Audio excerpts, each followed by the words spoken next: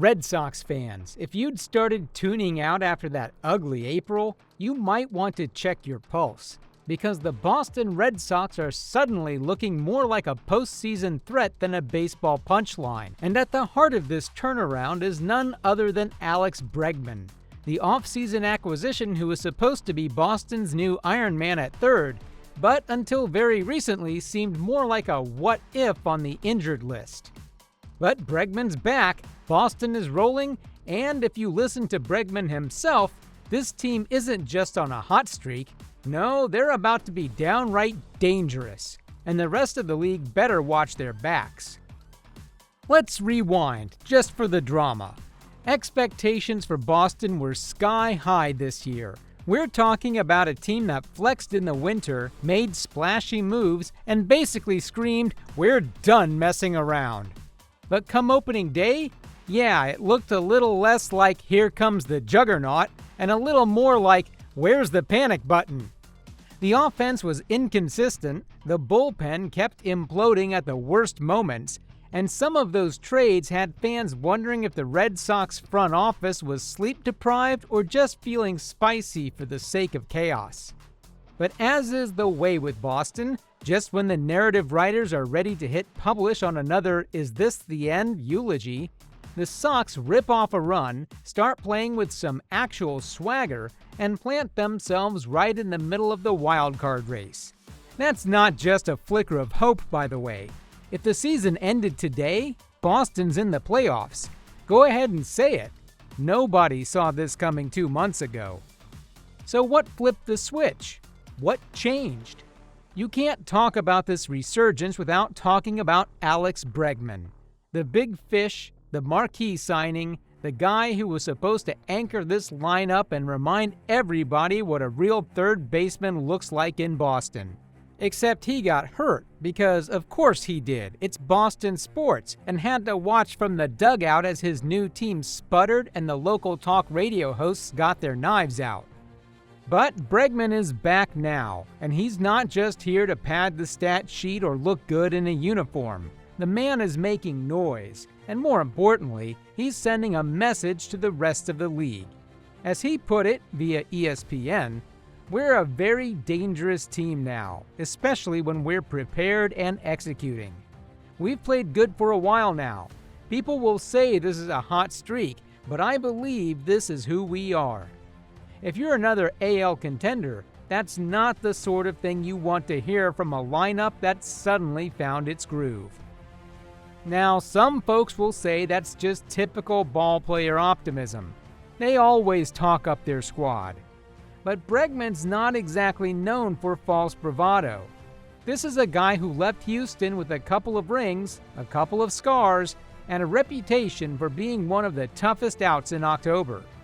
He didn't come to Boston to fade quietly into the veteran ranks. He came to win, to build, and if you read between the lines, to stick around for a while. Of course, a team doesn't turn itself around just because of one player, no matter how many digits are in his contract. This is a different Boston team than last year's mess. The lineup is full of new faces. There's a new energy, and maybe most importantly, the chemistry experiment finally seems to be working. "These guys have been here for a few months now," Bregman said. "We're starting to learn who we are as a group. The adjustments are being made quicker at this time of the year. It didn't start out that way, but guys are wanting to learn and get better. You can see that in our growth this year.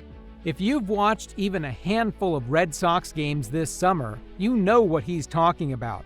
The errors are down, the late game collapses are fewer, and the dugout actually looks like a place where people are having fun." But don't get it twisted. Boston isn't leading the division, not by a long shot. Winning the division would be great, banner-worthy even. But for the Red Sox, just making the dance is the thing. In October, anything can happen, especially if you've got a lineup that believes for the first time in a while that it actually belongs. Also, let's talk about the real drama here, not just the playoff race, but the long-term future. The elephant in the room is Bregman's contract. He signed a 3-year, $120 million deal when he left Houston. But let's be real, that's only how long he stays if he wants to. Opt-outs galore, and a super agent, Scott Boras, who knows how to wring every last dime out of a desperate front office. If Bregman decides to test the market after this season or next, Boston will either have to pay up or watch another franchise legend walk away. You can almost feel the deja vu creeping in. Remember Adrian Beltre? Maybe you don't, but you should. One of the greatest third basemen ever, who played out of his mind for Boston and then left because, well, the Sox didn't want to cough up the money. That one stings to this day. And now, here's Bregman, another perfect fit, staring down a front office with a history of playing hardball on contracts. It shouldn't even be a debate. Bregman is the guy you keep, even if the years or the dollars make you wince a little. Because in baseball, you pay for certainty, you pay for leadership, and you pay for the guy who can walk into Fenway Park and not blink under the pressure of 40,000 slightly panicked, slightly inebriated Bostonians screaming their lungs out. Let's talk numbers for a second. Bregman, since his return, is doing exactly what Boston paid for, stabilizing the infield with Gold Glove defense, posting a slash line at Fenway that puts him in the same conversation as Fred Lynn. No, really, and hitting even better on the road. His pinch hit bomb in Chicago last weekend flipped the whole team's mood. You don't buy moments like that at a discount. And it goes deeper than the box score. Bregman brings the kind of playoff experience, 99 games to be exact, that you can't teach. Yes, the Astros sign-stealing thing will always be part of his story, but if you think that matters in a playoff chase, you haven't watched enough baseball. Boston forgives a lot if you play hard and win. He's not the only big move of the winter. Garrett Crotchett's emergence as a true ace deserves its own documentary. But Bregman is the guy who bridges the gap between the old Boston core and the future.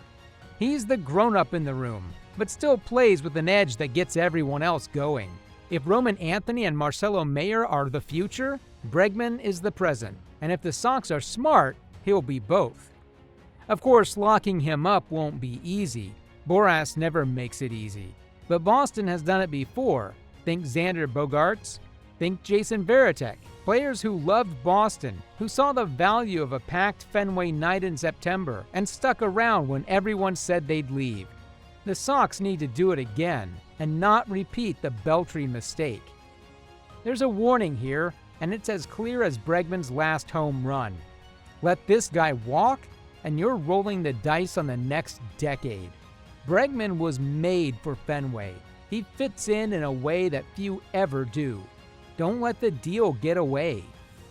The future's unwritten, and there's still plenty of baseball left. But the Red Sox finally look alive, and it's Bregman leading the charge. Let us know in the comments, will Boston pay up to keep their new star, or are we watching another Beltre situation in the making?